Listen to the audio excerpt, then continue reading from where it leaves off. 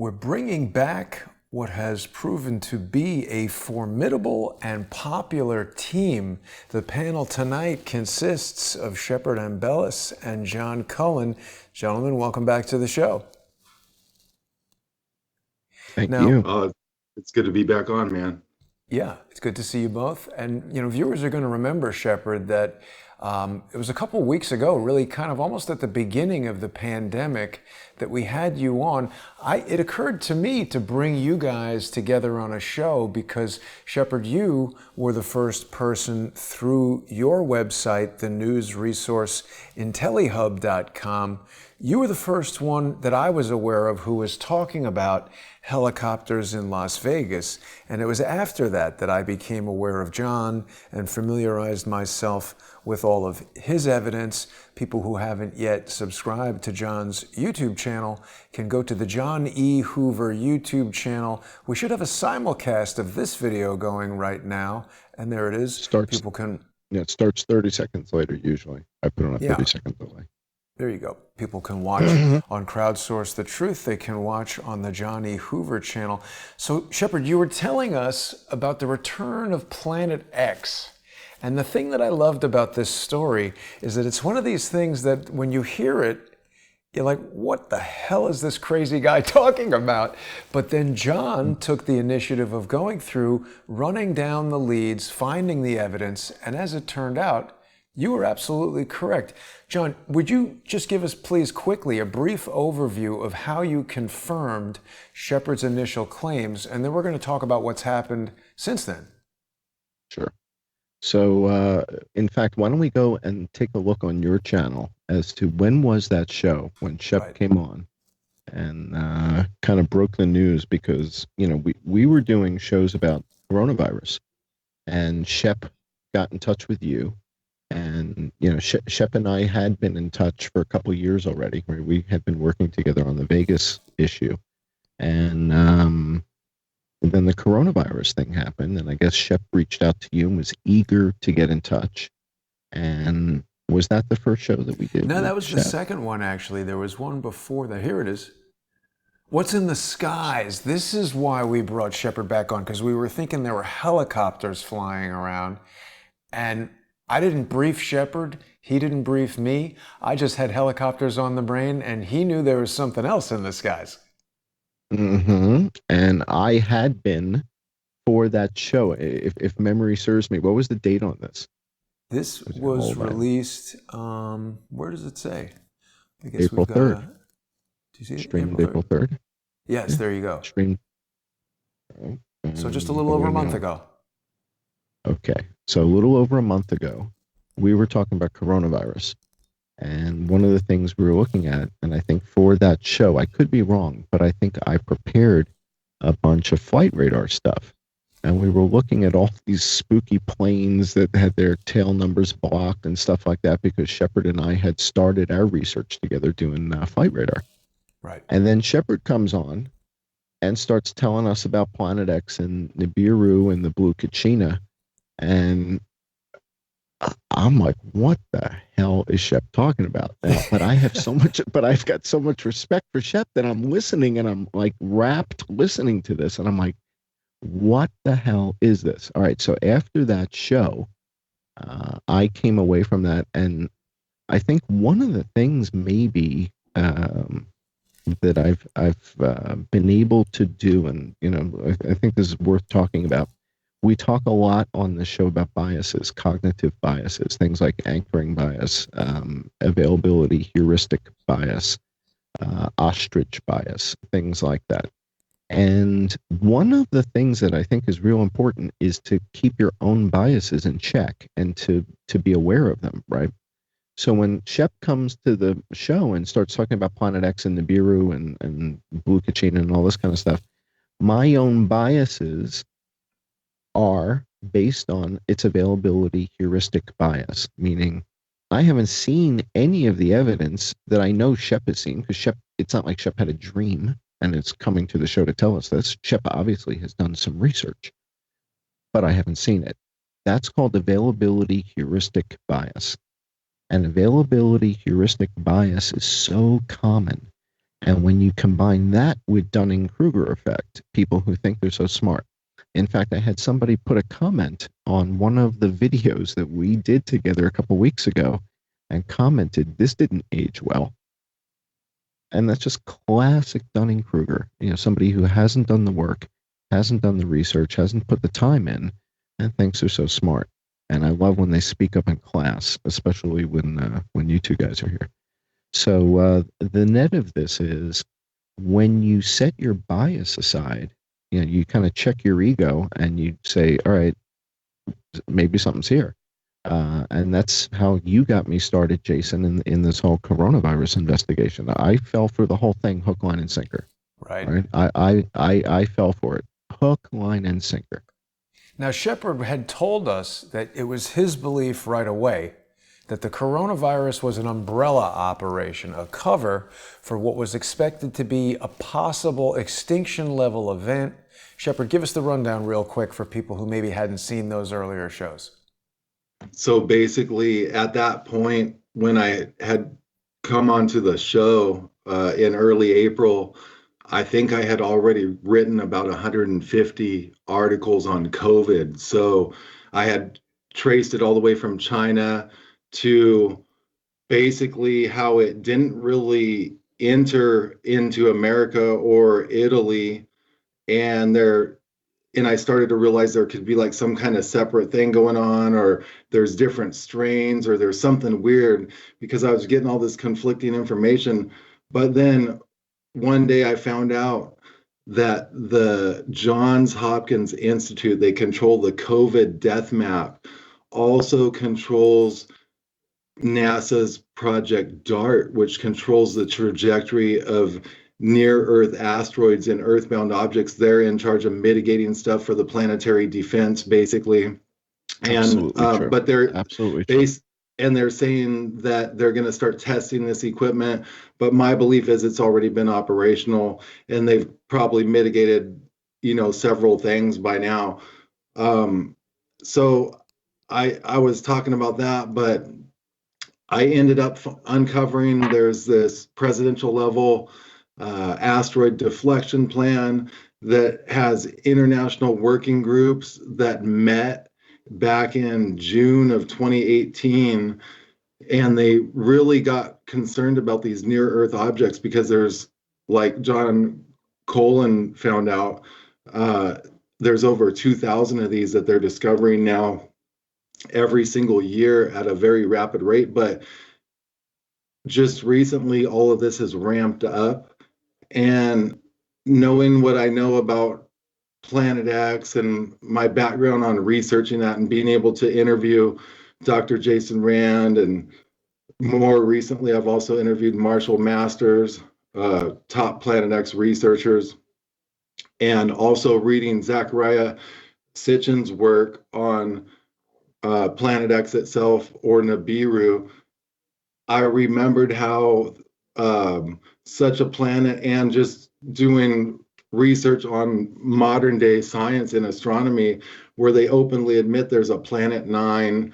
There's also a planet Sedna, which has entered our solar system, and they're in highly elliptical orbits, which fits this pattern of this planet X, or Nibiru. And usually when this thing comes around, supposedly around every 3,600 years ish, it comes around, and it's in a highly elliptical declination. And when it comes through and crosses the elliptic plane, it causes a lot of disturbance on Earth's interplanetary magnetic field line. It's the line that connects us to the sun. It's like a big hose, and that thing's always connecting all the planets to the sun, like a big octopus.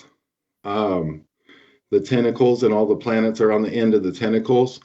But what happens when you get like a really heavy disturbance, or a really heavy coronal mass ejection, or a dual coronal mass ejection, that interplanetary magnetic field line can just start waving, like if you took a garden hose and whipped it, how it gets like a wave.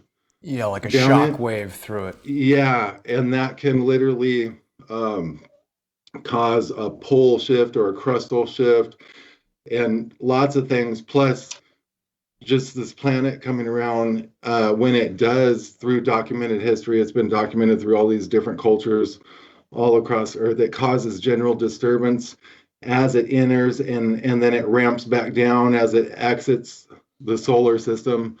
And that cycle generally takes about 27 months, which also kind of correlates with how they keep saying these lockdowns are going to extend over 2 years and all this.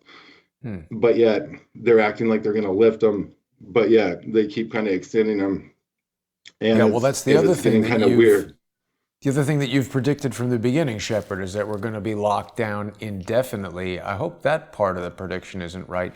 You know, one of the things that Right. I discovered after John started, digging into some of the statements that you'd made on the first show, that this really caused everything to click in for me. When you say Planet X, and I mean, this is the reason why I'm making these kind of like comical 1950s sci-fi looking graphics with you in a spacesuit, because it's like you're there on Planet X and Cullen is hanging out with you.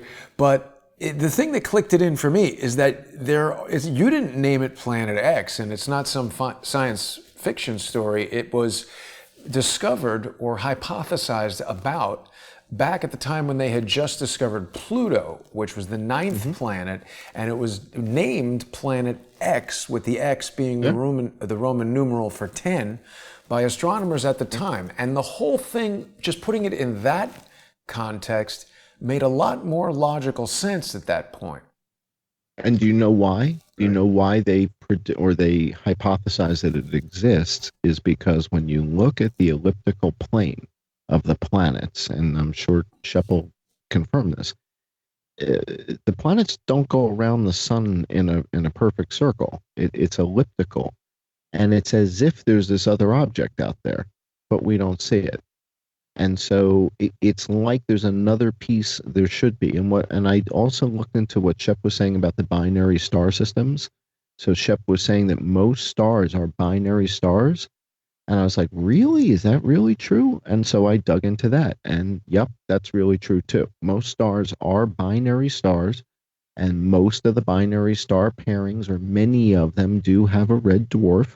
And so the stuff that you hear from Shepard, although Shepard sounds like he's on the beach, Shep's on the money all the time. I mean, it's just like again and again and again. His stuff. I've had the privilege of maybe, I mean, part of it's just my own natural desire to find out when I'm being lied to or whatever by the government. But I've also interviewed like hundreds of people over the last 10 or 12 15 years, and as you guys have, but I've had the opportunity to interview straight up CIA whistleblowers, NSA whistleblowers, people in chemtrail programs. I mean, the whole gambit. And I think that, talking to all these people also kind of helped me piece this together, because it's so multi-pronged and so multifaceted. Like, people are asking me questions like, well, you said it was deadly in China. Why isn't there no one in hospitals here? Are you going to retract what you said? No, it's like my whole investigation stands. But the way I look at it now is whatever was going on in China probably wasn't really a virus, because it didn't really, I don't think it crossed borders ever. And I think what we're seeing here is just a bad flu season or the normal coronavirus. And they've hyped the numbers, but whatever was in China might have been even something as much as cyanide poisoning, or in the air or water, or for all we know, all that stuff they sprayed into the atmosphere was like the death kill.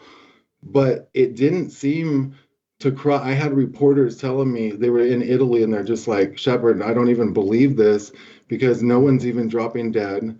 Nothing's even going on. And I'm like, are these guys crazy? And then all of a sudden, Jason Goodman's walking around New York, and there's no one in the hospitals. And then I start checking into it, and like every hospital on the planet's empty basically. And then they got these triage things, and then the ventilators, and then, oh, we'll just add them to the stockpile for a future event. Oh, right. But here, we're sending out 30,000 trauma surgeons that deal with impact wounds. And, I mean, so the list went on. Each of us is experiencing this cognitive dissonance, right? Jason's walking around Javits, and he's watching what's going on at Javits, and meanwhile, they're not bringing anybody there, right? And they bring Yeah. in a ship, right? They bring in a boat, but they're not bringing anybody there either. Okay. Yeah. And then Shep is telling us on the show that they're mobilizing the National Guard and that they've called up the National Guard, and the National Guard is mobilizing all over the country, and it's on the news, is what Shep tells us in the shows a couple weeks ago. And again, availability heuristic bias kicks in for me because I haven't seen, I don't watch television. The only news I get to watch is like I'm like in a time warp. I get to watch your news on YouTube the next day, basically. So that's how I get to see the news, and I check Drudge Report and stuff like that. But I don't get television, so I don't really get to see what the coverage is. But what I see Jason walking around in Jacob Javits, and there's no patients, and they're bringing in the ships, and there's no patients, and Shep is telling everybody, no, they're mobilizing all over the country. And I'm thinking, really? They're mobilizing all over the country? I haven't seen footage of that. So I take my own bias, I put it in check, put it on the shelf, and I dig in and I start researching. And this week I put out a video that you'll find on the Johnny Hoover channel. It's basically confirmation of what Shepard Ambellas told us 4 weeks ago. Shep comes on the show and says, guys, they are mobilizing. They're mobilizing, right? The National Guard is out there and they're setting up. They're setting up all over the place. And because we haven't necessarily seen that evidence, we question it. Yeah. And what I do is I question it initially, but then I kind of look in the mirror a little bit and say, okay, but that's just me being biased because I haven't seen what Shepard's seen. So I set my bias aside and I dig in. And so I did a video called the Nobel Peace Prize. And you can just, if you just click on it and scrub 4, 5, 6 minutes in, you'll get the gist of what's going. Forget the front of it and just go like mid video, anywhere in the middle of the video. Because it's like a 20-minute. Yeah, let's listen to it for one or 2 minutes. It's interesting. If you just go anywhere in the middle, fat middle of it. Open beds in hospitals means the basketball building with over 100 workers inside sits without any cases. Gomberg says they are working with the chief medical officers of surrounding hospitals every day to monitor volume. But no patients is a good thing. If we never see a patient, that would... Wow. So here's a mainstream news story saying that the hospitals in Philadelphia are really low. Well, this is no. These are special hospitals. So these hospitals aren't really low. These hospitals are empty. Temple University. Empty. So this is built in the stadium at Temple University or something. Correct. So basically what Shep was saying, I went and confirmed local news by local news. I went to Sacramento, Santa Clara, went to Chicago, Illinois. We went to Miami Beach. We went to Boston. Did you know that we put 1,000 extra beds in Rhode Island? Wow. And Did not know that. None of these facilities ever saw a single patient. Wow. All right. And when you see the size and the scale, so now I believe the president was speaking last night at some event or something. I think he went to visit Mask Factory or something.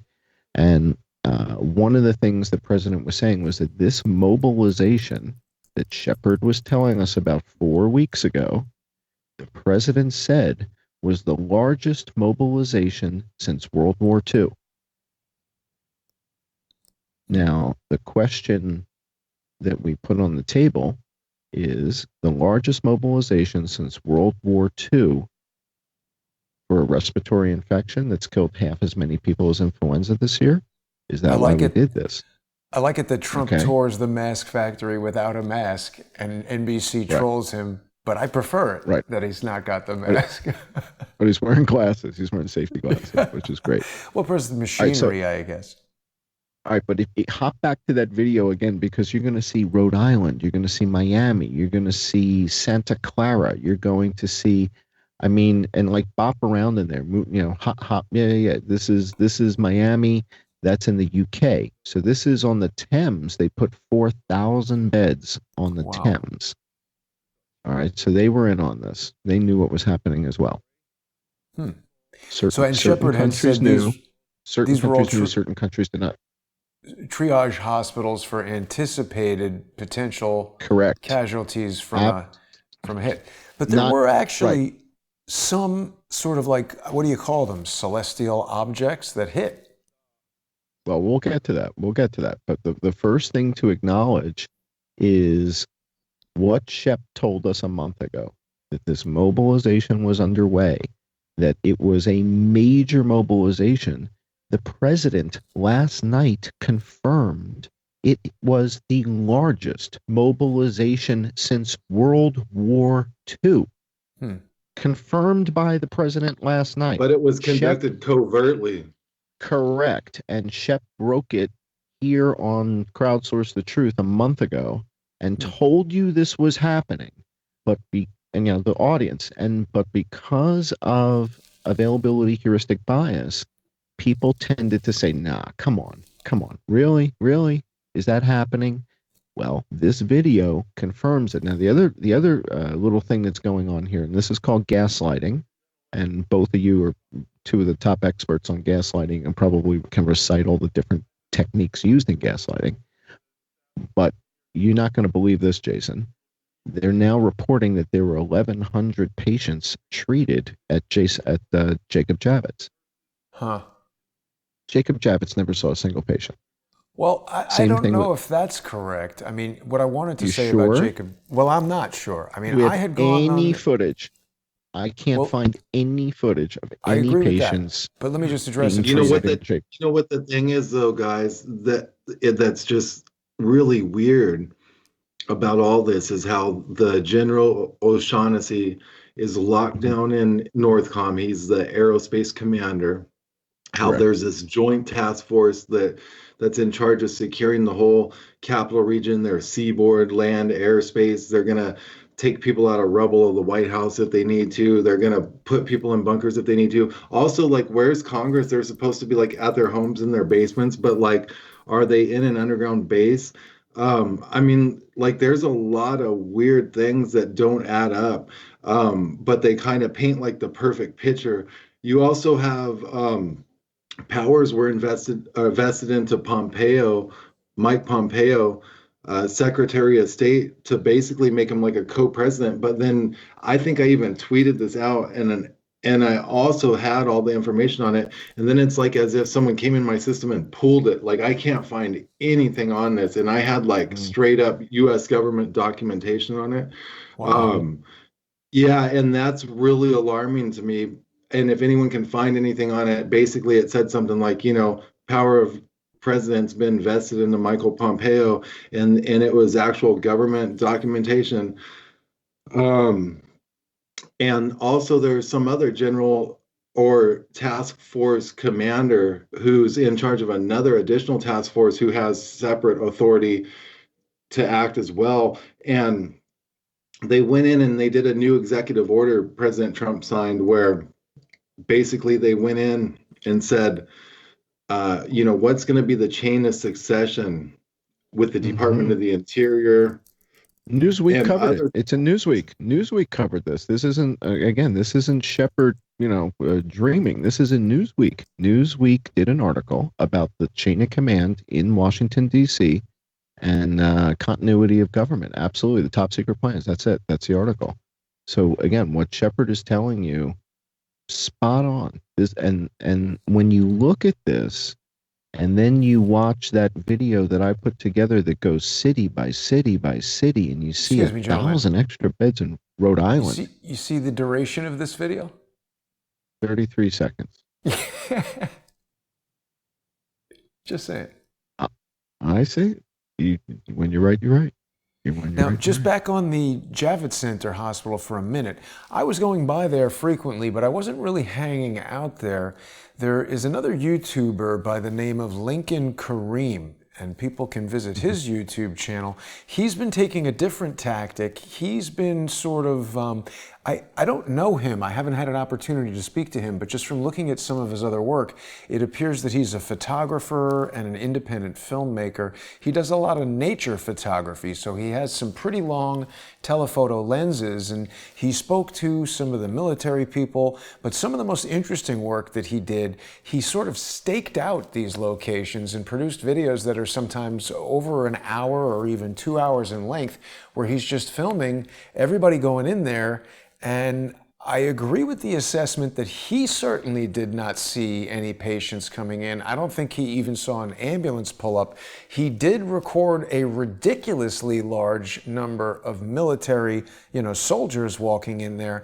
And just from my own personal experiences in walking around New York City, coupled with, reviewing a lot of these videos that were shot by Lincoln Kareem, I do believe that Javits Center was more likely a military base of operations, and that obviously that's, a confidential, top secret kind of thing. So the story for the public is that it's a hospital and we don't need to know about what's going on there. Well, even if it is just a emergency hospital, what you're going to see in the video that we were just looking at on my channel again, when you go to Rhode Island and you go to Boston and you go to Miami and you go to Philadelphia and you go to all these cities, Kentucky, okay, Chicago, every one of them, the one constant is these are not for coronavirus patients. These are not for coronavirus patients. And then one person slips up and says, over here, they're for the injured. Now, what kind of injured are you expecting from coronavirus? Wow. What kind of injuries? Okay. So this is why when you watch local television clips and you put this stuff together and you sit there and you're like, wait a second, look at the size and the scale of this operation of we have to take into consideration they've approved over 1 million ready reserve troops. Basically kind of covertly on the back end. They've already put out over 30,000 trauma surgeons that deal straight up with impact wounds. And they've sent these around to hospitals and to these makeshift hospitals that are like triage facilities, basically. They've distributed dust masks and oxygen cylinders to these hospitals and personnel. And these hospitals are set up to take straight up oxygen into the air in a lot of cases, these makeshift ones. And they've also deployed over 30,000 National Guard, and all that's openly admitted.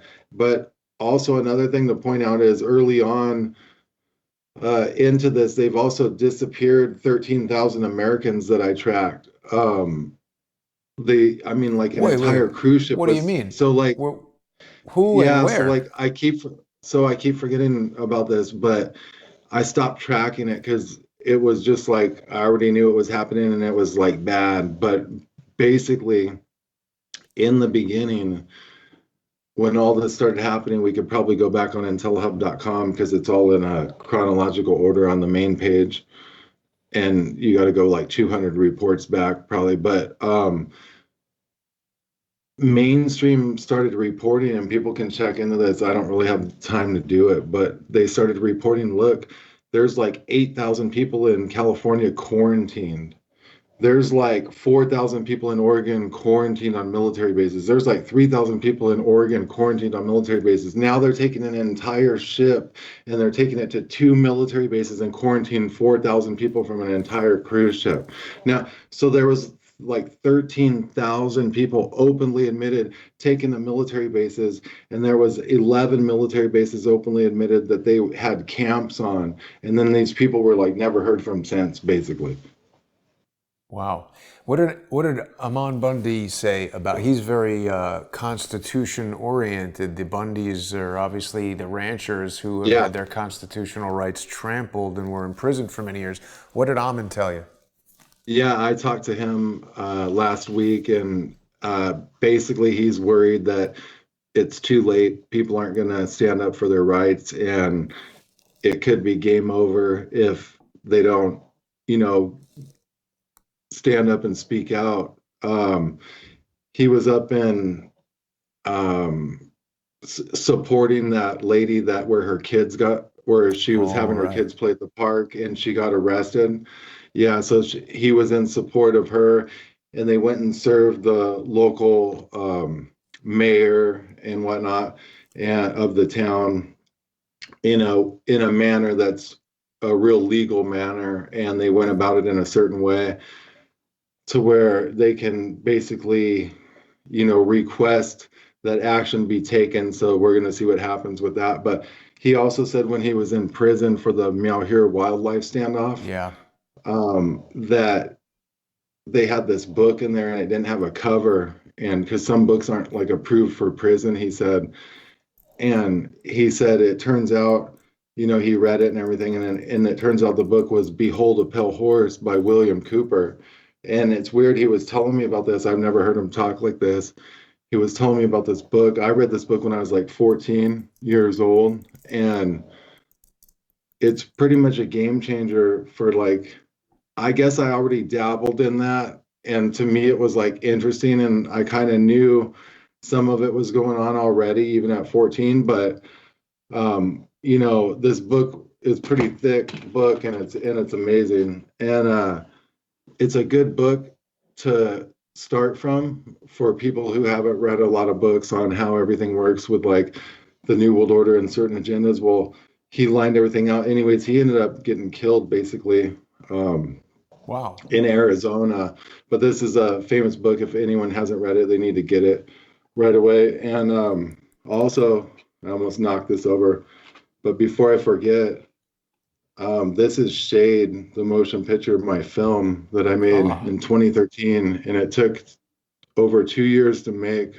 And basically, it was made ahead of its time, and everything in it now came to fruition basically, and it's very interesting film. And if you haven't seen it, especially interesting to watch right now.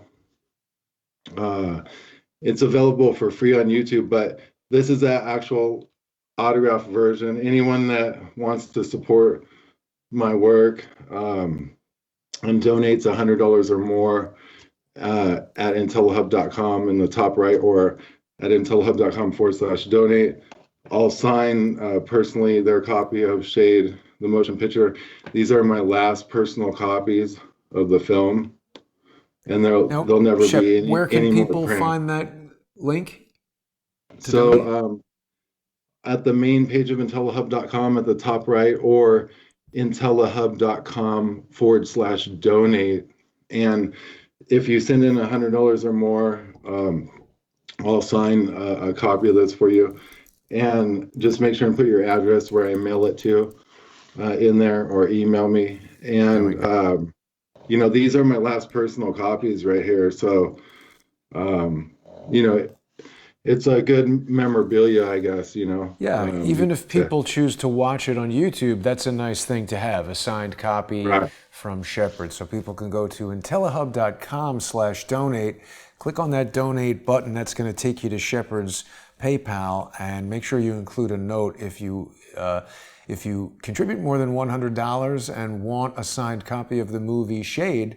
Make sure you get over there to intellihub.com/donate. But I can't thank you guys enough as well. And I want to encourage everyone to support you guys as well, and all of my listeners that are listening to this to support your work as well, because what you all do is very important. And I find myself watching your videos all the time, and it's, I feel like we're all on the front lines right here, and we're risking a lot to do this. And it takes a lot to do this. I don't do it for money or anything, obviously. Over the years, I've just kept on doing it no matter what. I could tell people stories that would just blow their minds, but I'm just going to keep on doing it no matter what. Just basically simply because I'm not a slave, and I'm not going to, fall into tyranny and let everything go awry and the government take over. I'm just not gonna sit here and let that happen. And whether it does or not, at least I know I tried. Let me ask you, I guess, you did this. more. You did more than try. try. Yeah. Yeah, you did more than try. You have no idea.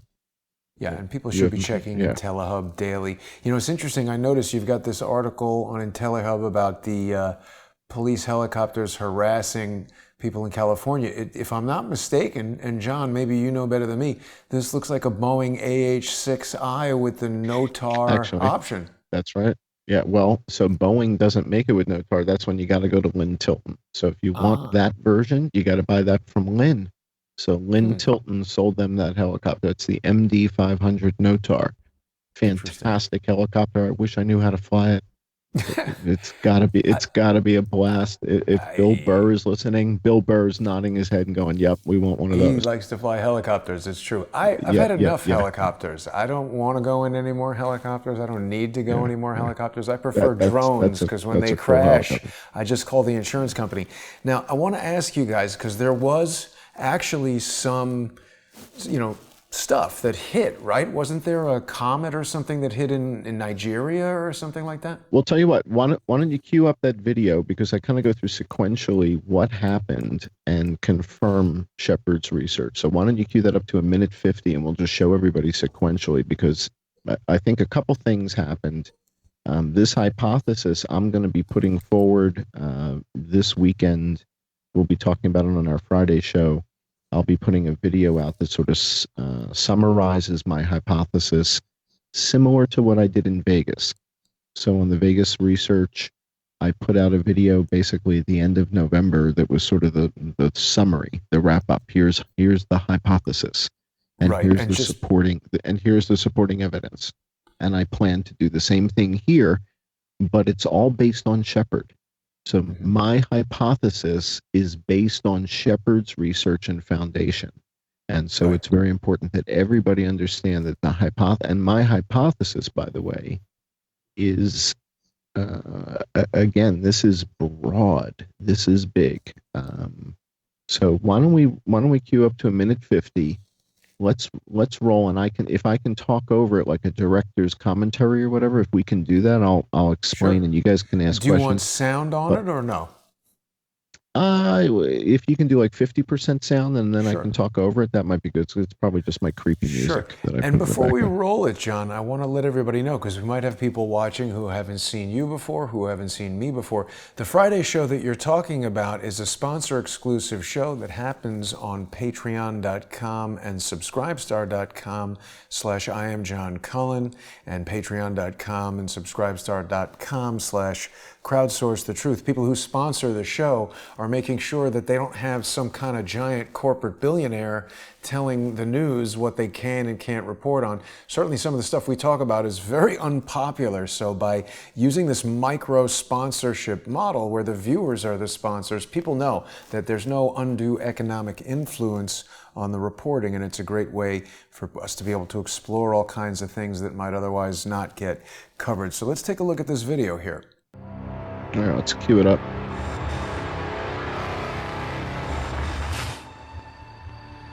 That's a little loud.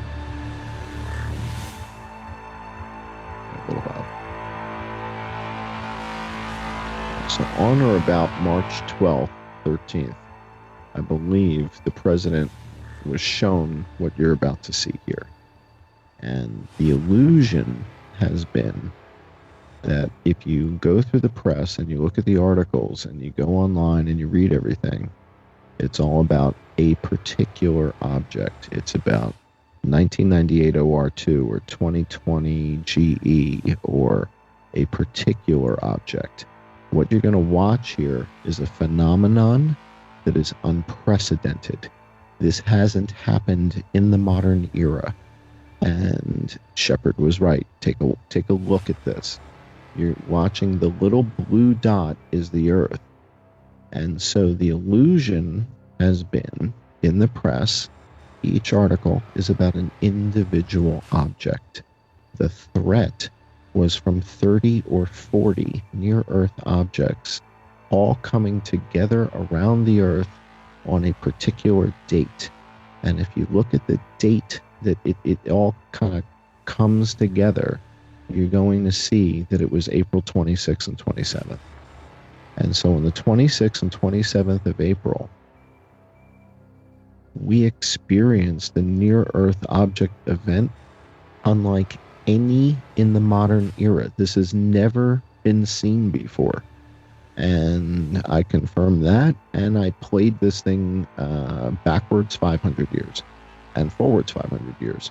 So there's nothing that looks like it before or after. But the bad news is, like Shepard said, we're only aware of 1% of these near-Earth objects. So these are just the ones we can see with our headlights on. We can't see the other 99%. But this occurred on April 26th and 27th, and it was unprecedented. Wow. It's impressive animation you've put together here, John. So this is what I believe this was shown to the president on or about March the 12th. And the reason is, on March the 14th, the president declared a national emergency in all 50 states, and that's unprecedented. So if they show this to the president and they say, Mr. President, you see that moment? Boom, right there. Okay. That's never happened before. And so if they say, Mr. President, there is a 1 in something, I don't know the denominator, pick a number. Is it 77? Is it 114? Is it 33? Right? Is it your favorite number? What is the scenario that they are saying to the president that Mike Pompeo says we're in an exercise? This is a live exercise. Well, now check this out. I uncovered something recently. So there's an article on IntelliHub's main page called Asteroid Impact Drill Uncovered. Fictitious press release reveals government's April 29th doomsday role play. And then it says a 2019 asteroid deflection exercise just so happened to begin on April 29th. There's that date again. Yeah.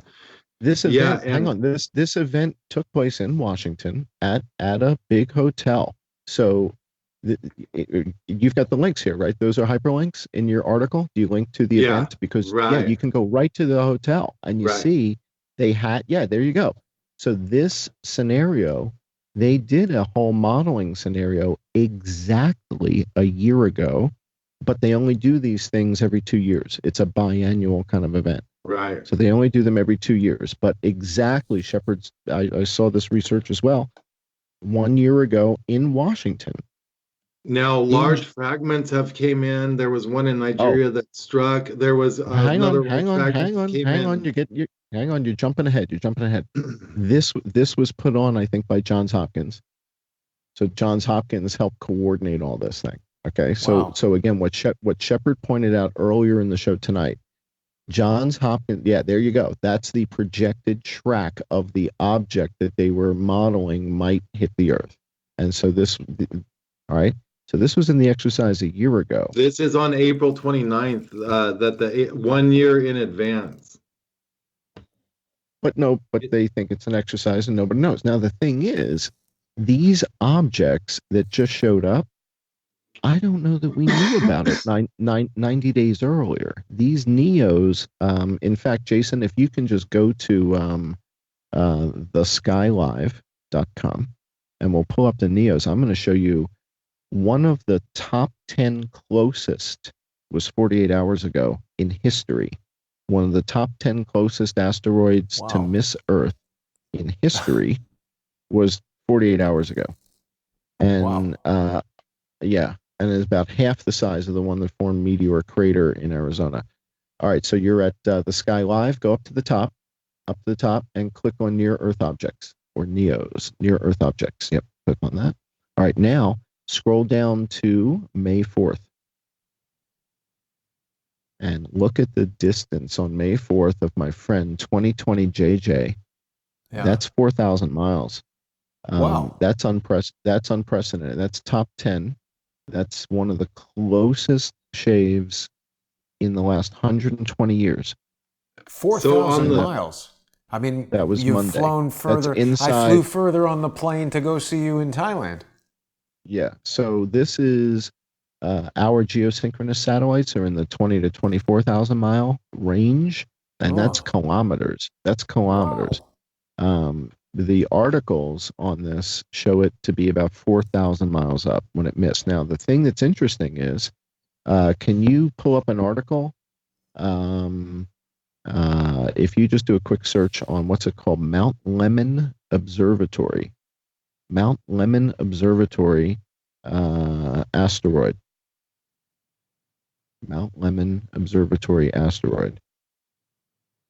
Let's see. And that's just in general. Scroll down. Let's see if we pick up a story that came in. Just comet discovered at Mount Lemmon. Nope, that's 8 years ago. Keep going down. Mount Lemmon. I think Shepard just sent something. How about if I click news? Yeah.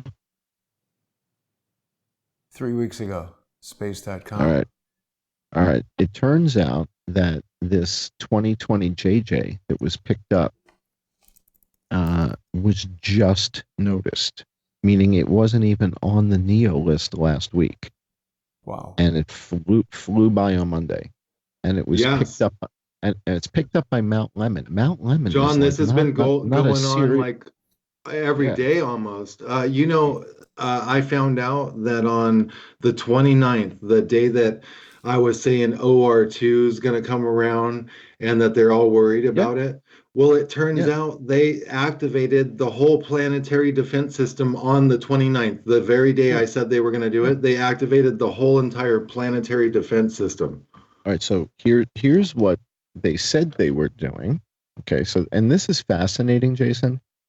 I mean, it's really given me the creeps, because I'm starting to read stuff in National Geographic, and I'm starting to read stuff in Scientific American, and I'm like, are they able to just control everything? Because it's pretty stunning. National Geographic did an article. That's what I have here in my hand, Shep, and you're spot on the money. According to this article, NASA plans to slam a spacecraft. This is the D.A.R.T project. But the date of the test is Wednesday, the 29th of April. All right, so what Shepard is saying, that was the date supposedly of the D.A.R.T test, according to National Geographic. But then when you try and find anything to show you the results of the D.A.R.T test, there's nothing there. Yeah, but check this out. Wait, hang on. As if there was no D.A.R.T test. Okay? So they start by telling you there's a D.A.R.T test. Then the day comes and goes.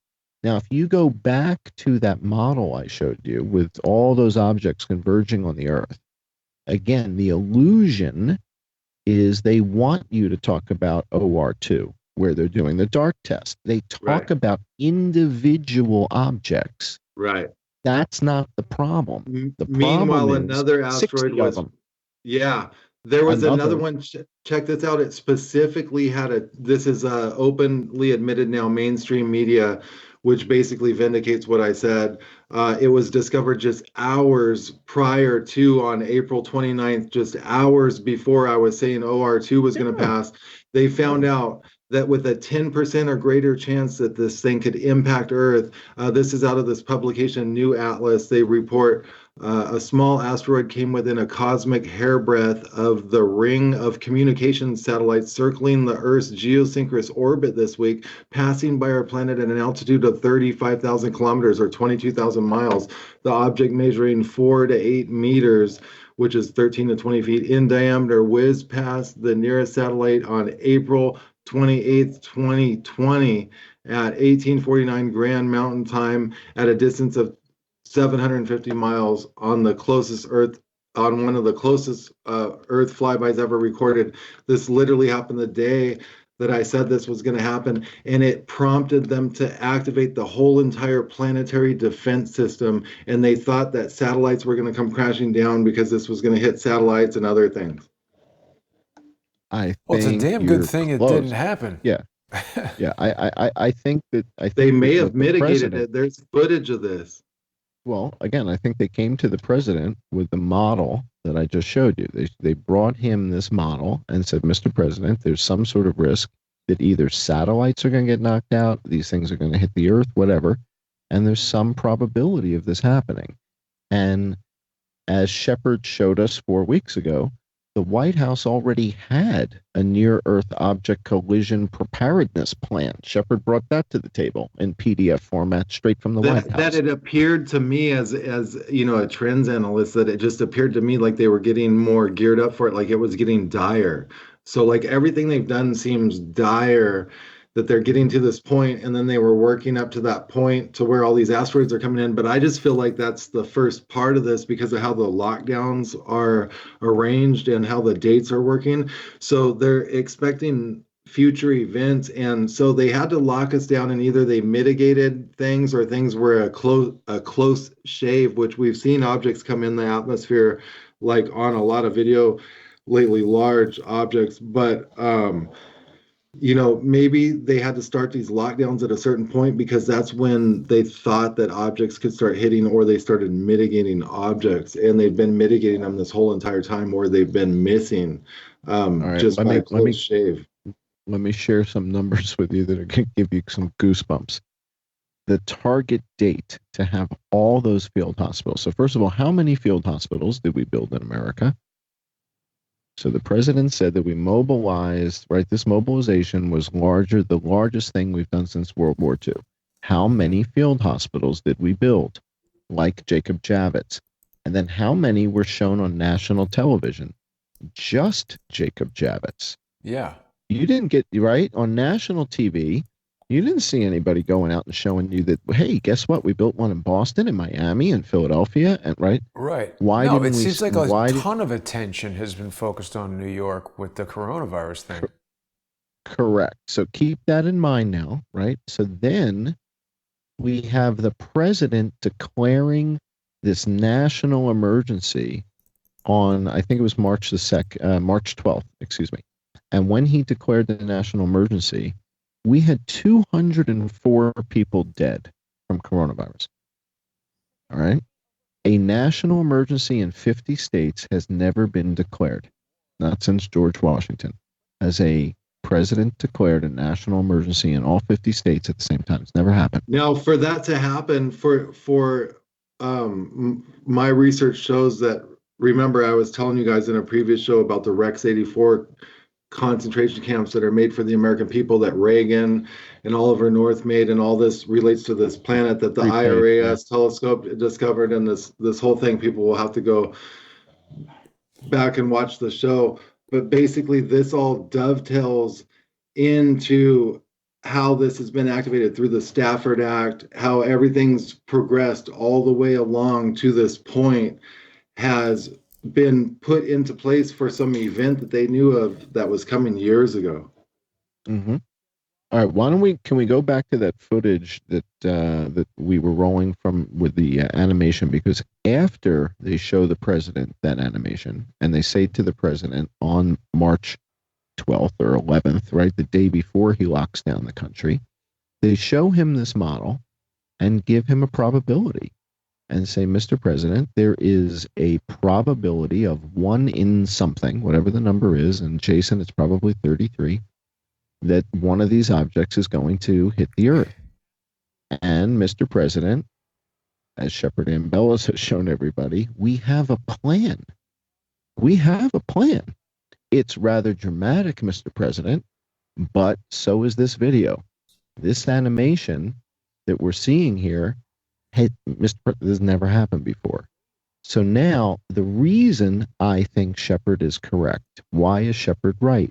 How is it clear to me that what we're seeing at all these field hospitals is consistent? Well, one of the things has to do with the president's legacy was the economy, jobs, everything was going great. Everything was going well. We locked down everything with 200 people dead and lost our economy, and he lost his platform. And the saying in the South, I wish you would have told me. I wish you would have told me to Mike Pompeo. All right, so hang on. So in the South, there's a saying, it's like shooting your own dog. I mean, he sacrificed his own legacy and everything he and his administration built. And you have to, think for a second and say, wait a second. Did we build all of these field hospitals And he sacrificed everything he and his administration worked to put together for a respiratory infection, and we've got 200 people dead? Or was Shepard Ambellas right? Yeah. And the answer is Shepard Ambellas was right. There was, I mean, this animation, I didn't create that. That's JPL math going in circles, right? So when we look at that model that we were just watching, that animation of the objects coming. Well, I just want to say, we've got some people in the comments who are laughing that it's an animation. What it is it's a visualization of recorded data. Obviously, we can't go into space and make a video, but I think that's pretty interesting. Yeah. We also have Renee estimating that there's a 33.666 chance, and I think that might be right. Most likely. So again, the gist here is, if they bring this to the president with a certain probability, the actions that we're seeing, right, and the actions that we've seen with these field hospitals, it that looks again, like that Shepard told us was happening. that triggers the threshold that triggers that, it appears to be 10% impact probability. So anything with a 10%, let's roll the video. Go back to the video impact now and hit play. Let's go back to the video and let's see what happens to the president after he realizes, oh my gosh, okay, so this has never happened before in the modern era, right? And then what happens? Okay, so Mike Pompeo says we're on a live exercise, and on the board to his, as we're looking at this, it's off to the right. You see there's 204 people dead. And the seal of the president is no longer on the stand.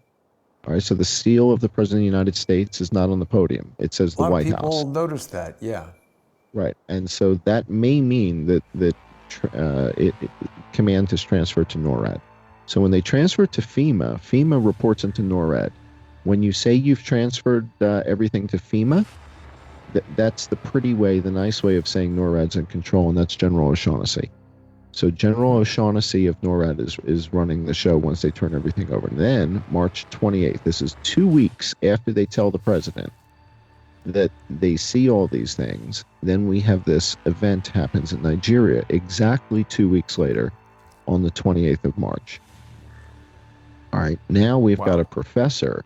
All right, so the professor from the university who studied in Korea and Japan shows up here and says, this is absolutely a meteor. This isn't a bomb.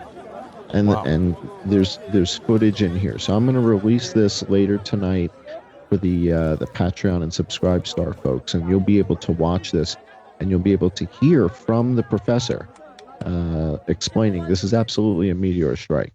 So this happens 2 weeks after they warn the president. So the president is warned. 2 weeks later, this happens. Okay. We begin building field hospitals immediately. Right. Immediately. Now, here's the other thing that's fascinating. The field hospitals are ready for April the 20th. And effective May the 1st, they're no longer needed, and they're all being packed up and shipped back. So the boat, the Hope is done. So they were all in place. And by the way, the number's 114. We built 114 field hospitals. They were all up for 10 days. And now they're gone. Huh. Those hospitals were never intended for COVID patients. Never. And they'll tell you that. You watch the video, they'll tell you that these are not for COVID patients. And now they're gone. Shepard Ambellas was right all along. John Vano's got a good question. Do we know what size that meteor was that hit Nigeria?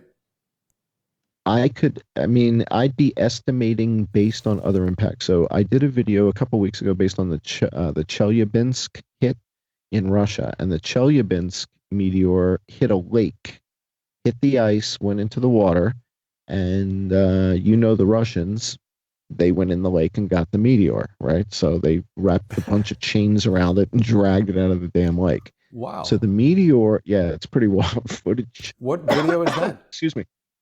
The one that I did, probably one of the ones that looks like a spaceship or something. Where do viruses come from? Yeah, probably where do viruses come from? Yeah. So that's a long video though. It's an hour long. Somewhere in there is the Chelyabinsk meteor event, and There it is. No, that's Tic Tac. That's Tic Tac or Gimbal. There it is. Yeah, that's not Chelyabinsk. Those are UFOs in Vegas. All right.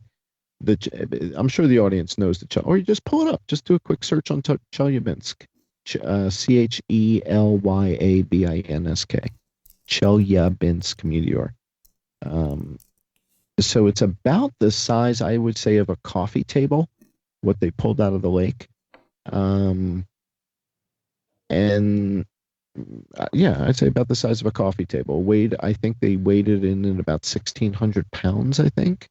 And they said that the impact was like 20 times Hiroshima.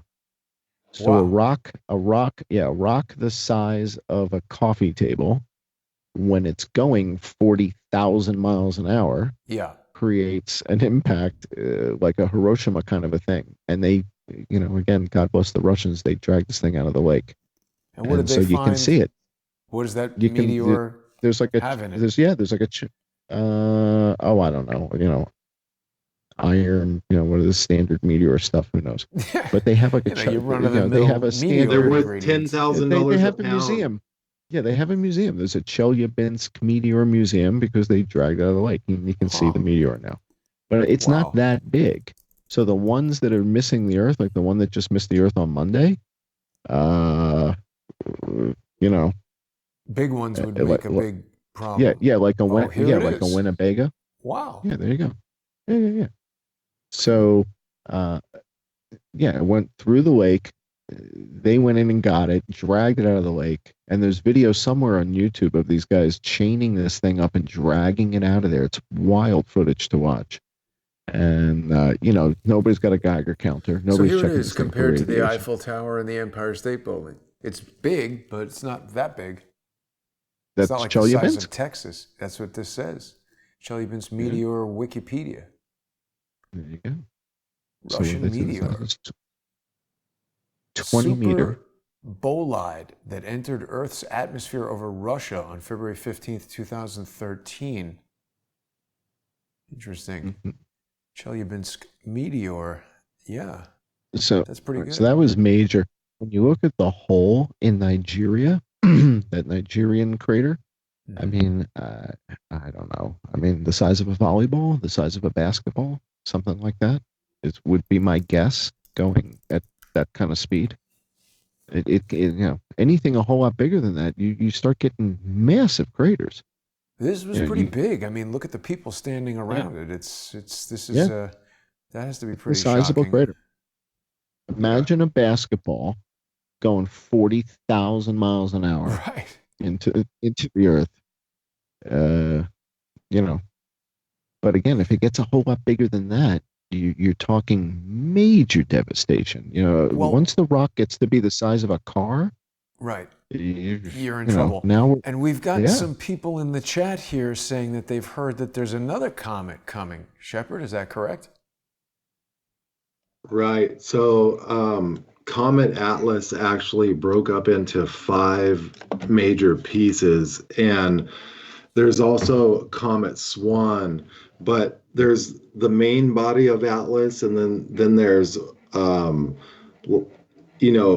other chunks of it. And from my calculations, and I'm trying to find an astronomer that will correlate this with me, because I'm not a total expert on this, but from my calculations and another YouTuber who's pretty keen on this type of information, we both came up with the same calculation that this thing's going to come with 273 miles of the sun and basically be absorbed by the sun.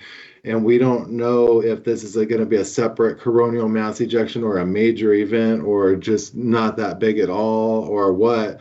But the main body of Atlas appears like it's only going to come within 273 miles of the sun if you run the conversions. But I'm trying to get some kind of expert to confirm my math on it.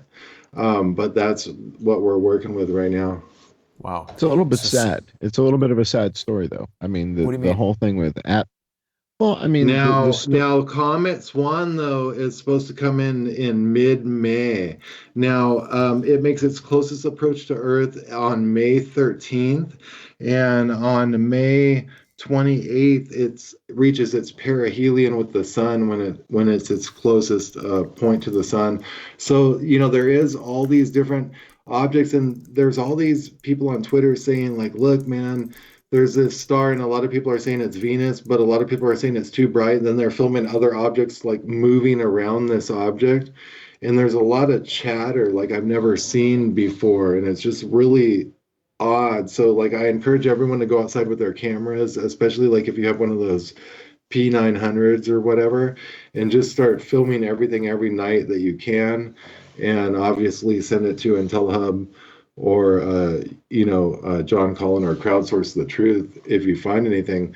But there is some pretty interesting videos surfacing on a daily basis now. Objects are coming in like bus-sized objects, fragmenting in the air over New Guinea.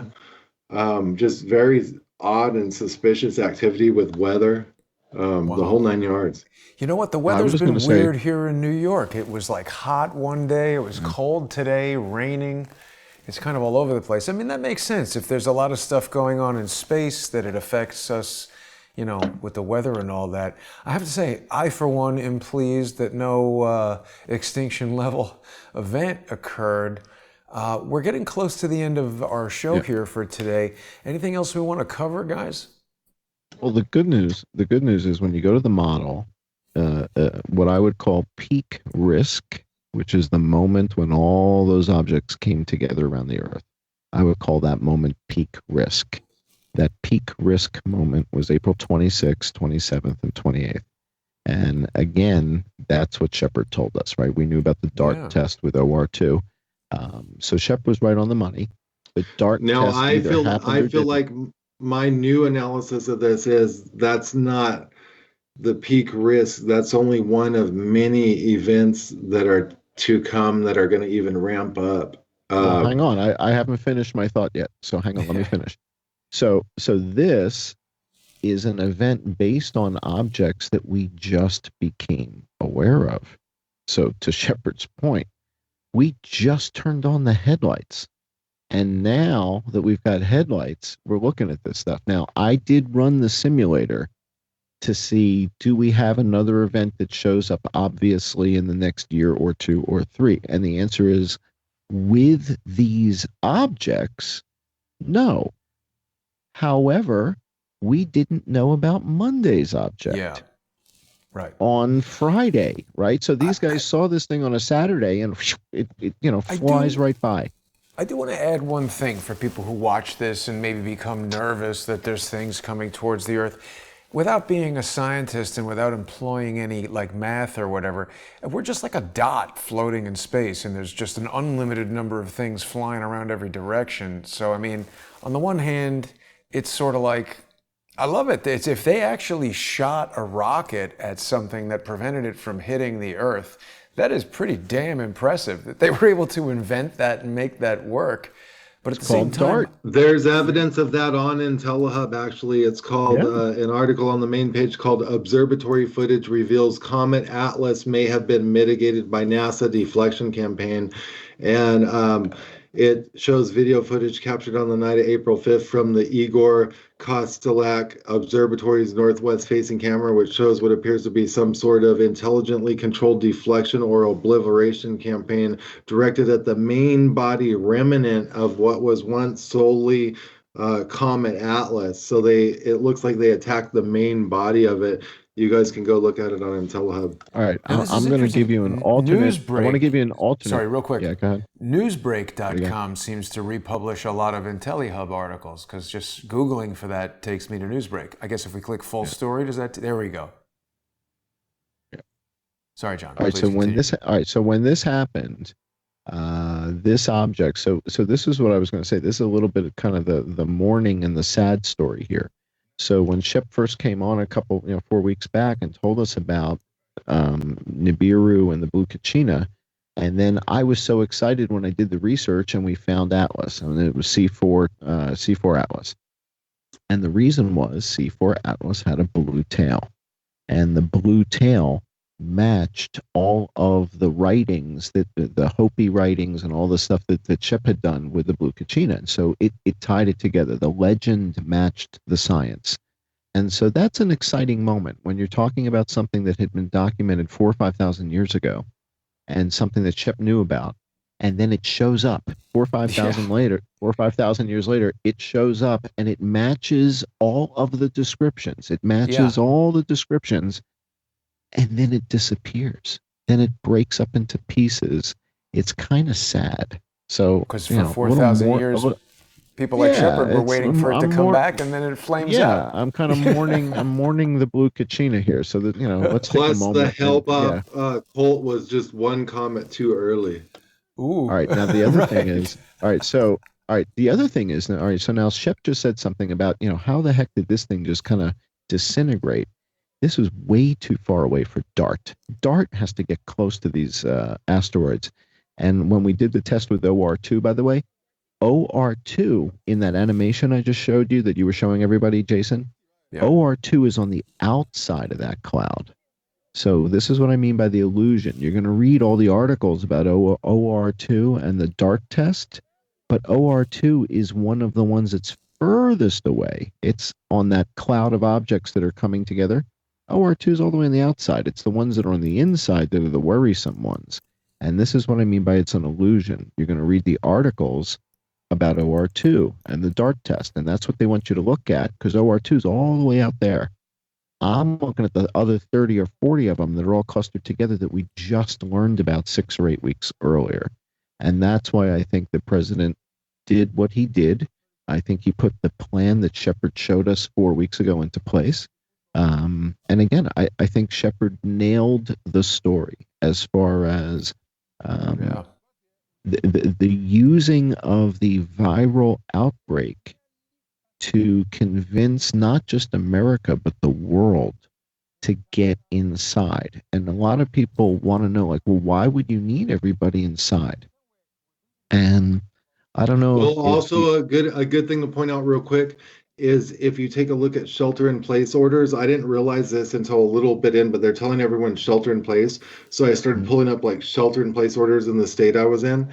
And I realized that they're like literally telling you, seal yourself in your house, tape yourself in like for a whole biohazard, or as if like Mount St. Helens is going to erupt and there's going to be fallout or an asteroid fallout.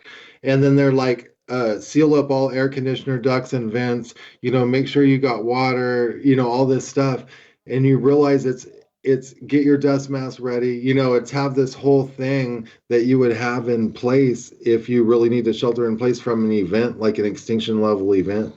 Shepard, people want to know if Space Force played a role in this at all.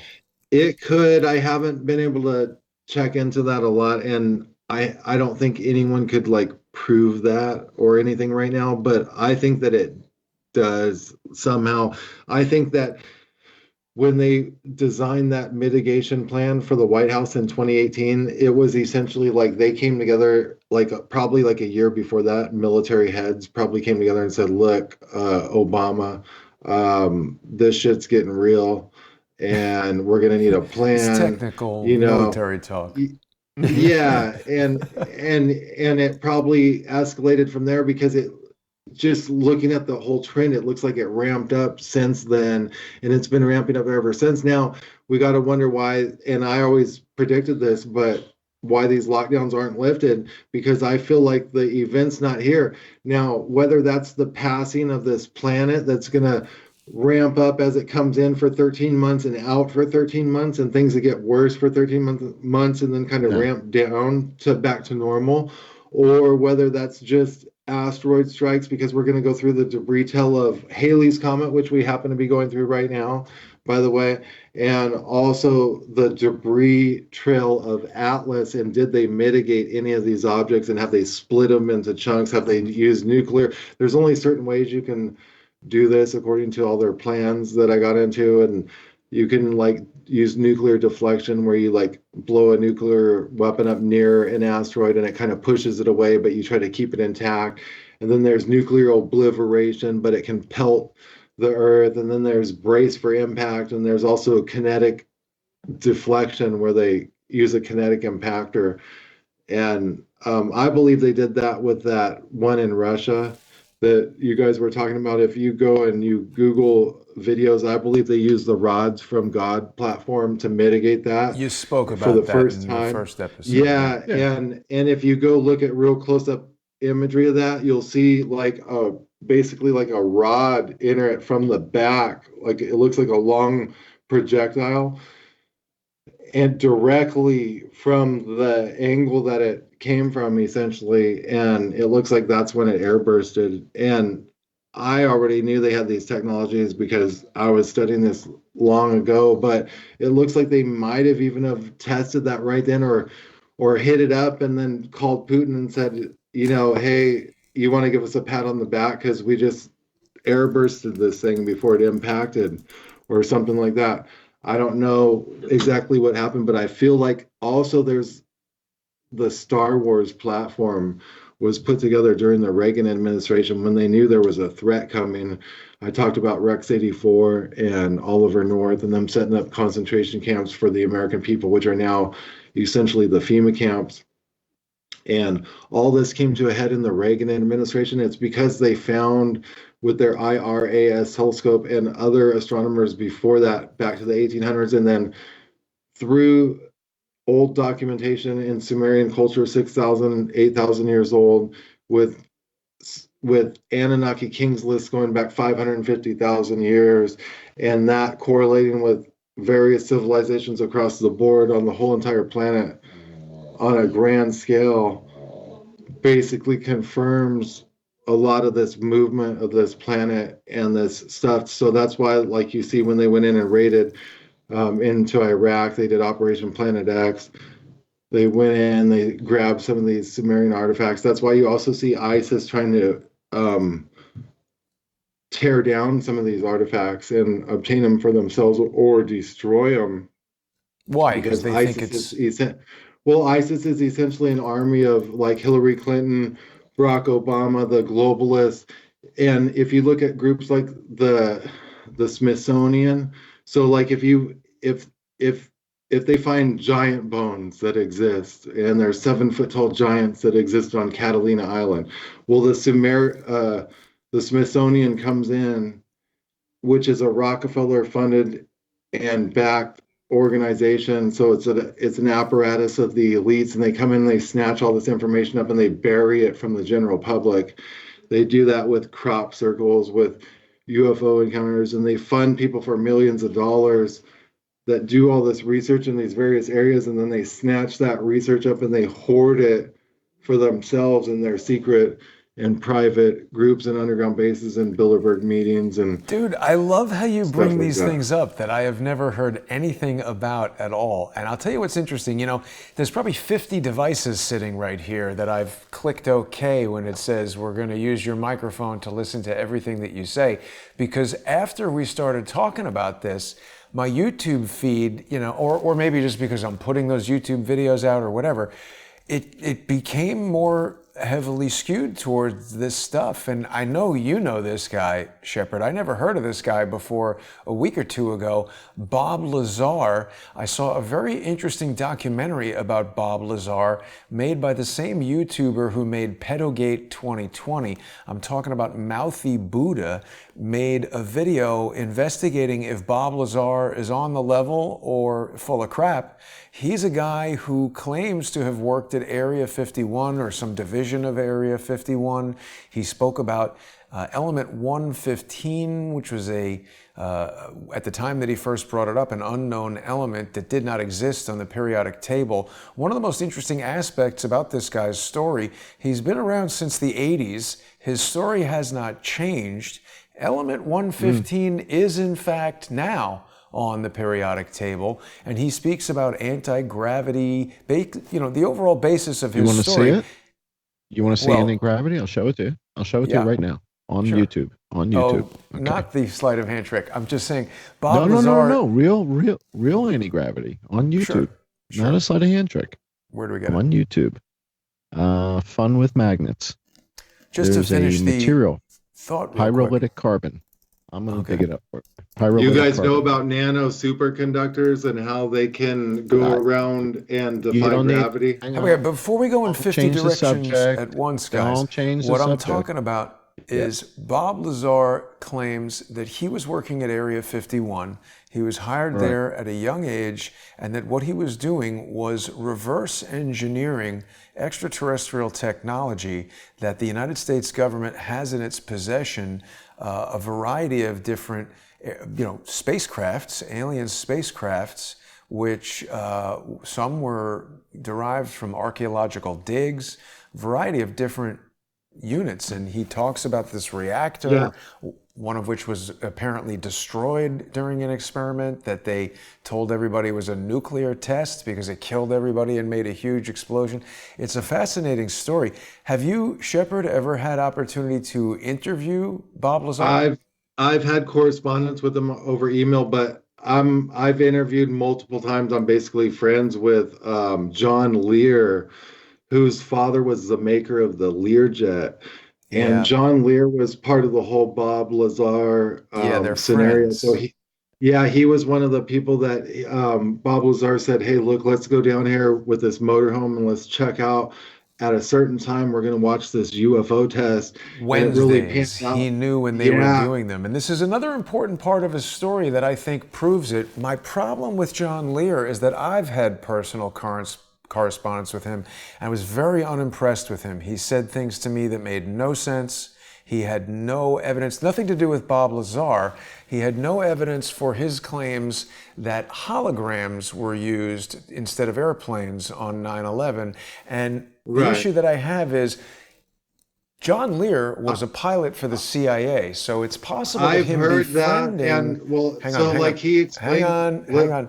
I don't want to hear his explanation, because when he had his opportunity to explain it to me, his explanation was that I don't believe in holograms. So I don't want the John Lear zero evidence story to pollute the Bob Lazar good evidence story. And what I have personally learned only recently is that when you sort of become friends with somebody who claims to be a former CIA agent, I don't think they're really your friend, and I'm not sure exactly what their intention is for hanging out with you. But let's put a pin in it here, fellas, because we could talk for hours and hours.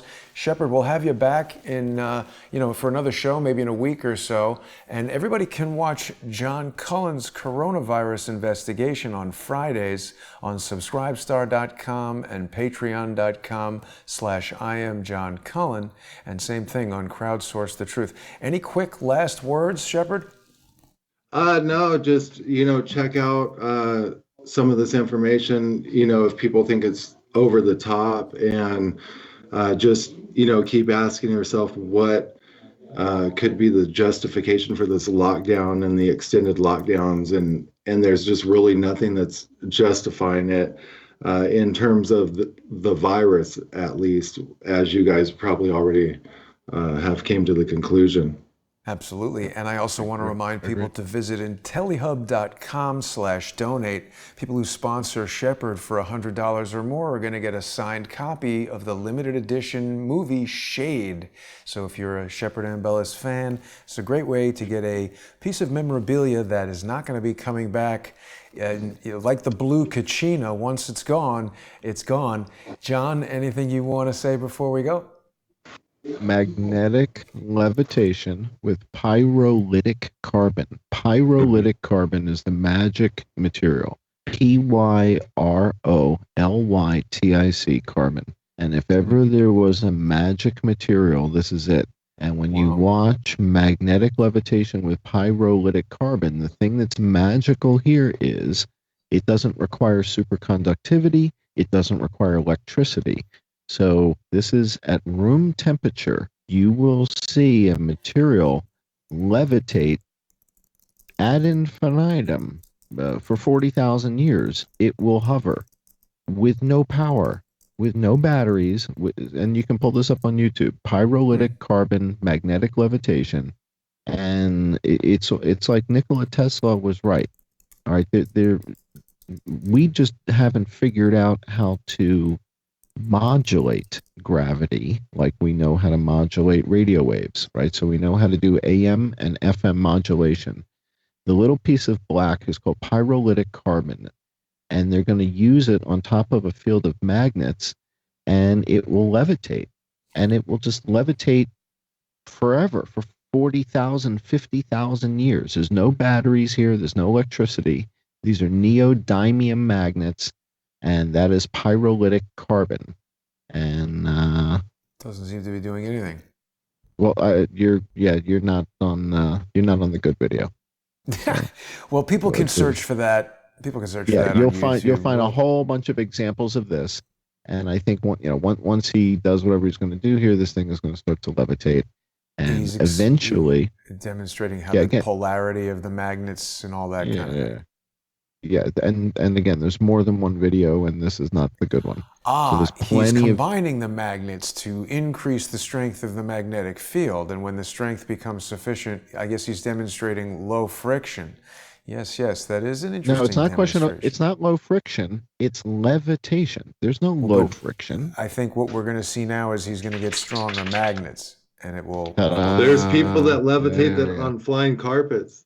Right. Yeah, we'll let people search for this stuff. All right. So this is real. The point here is that object will levitate forever with no batteries. This is not superconductivity. There's no batteries. There's no electricity. That will hover for 40,000 years, just like that. Not touching. It's not touching. That's free energy. It's magnetism. That's right. I do want to remind people to visit the John E. Hoover YouTube channel. People can follow John's research from Las Vegas and now coronavirus. You can also see simulcasts of all the videos that John appears on Crowdsource the Truth. Don't forget to sponsor guests that appear on Crowdsource the Truth. It's very important that we do that. This keeps independent journalists and researchers going. It eliminates the undue economic influence of a corporate sponsor, and it's the best way to make sure that you can decide about the information that you want to see. We don't want to leave it up to Google, who as soon as you hit on something meaty, they just say, oh, well, anybody who says anything we don't like, we're going to delete it. So I want to thank all of the generous Patreon and Subscribestar sponsors who make the show possible. Thanks for watching, everybody. We'll see you tomorrow. Thank you.